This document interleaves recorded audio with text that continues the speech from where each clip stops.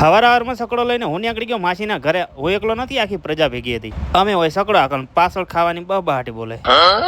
12 ને 24 કિલોમીટર કાપીને આપણે પહોંચી ગયા માસીના ઘરે.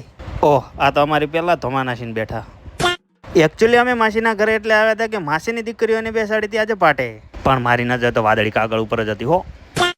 કાદા પછી હો થાળીઓ ધોઈ નાખજો. બે બહેનોને પાટે બેહાડી હતી. એક લગ્ન જવાનું હતું પાટણ અને એક જવાનું હતું ઘાડા. પાટણ તો જાન લઈને જવાનું જ હતું એટલે અમે જવાનું પસંદ કર્યું ઘાડા. ઉભા ગાડીમાં હમા ના રહી, શાંતિથી બેઠા છે. એનું કારણ ધૂળની ડમરી ઉડાડતા પોકી તો ગયા, પણ હવે ગામવાળાને ખબર પડી જાય કે અમે પોકી ગયા. વાતો તો બોર્ડર ઉપર લડવા જવાની કરે છે. એ ખૂતળી બોમ્બે નથી પડી ગયા હતા. ગુંડા બનેગા રે તું. દરવાજાની અંદર સાહી એન્ટ્રી લઈને અમે પહોંચી ગયા લગન વધાવા અંદર. ઓય આયા છે તો કંકુનાથ કરી લો. લગન લઈને જો તો હજીન ગોળ સોરી ઘીને ગોળ તો આવી જ જાય.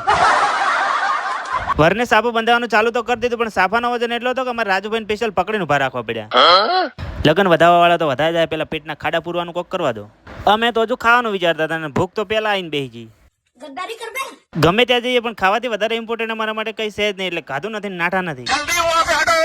સંજુની કાળી, સંજુ તારા માટે પાટીએ તારું નામ લખાઈને ફરાય. ફાઇનલી પહોંચી ગયા માસીના ઘરે. માસીને મમ્મીને ટાટા કરીને ફરી અમે નીકળી ગયા ડીસા બજારમાં. આ રહી બના નદી.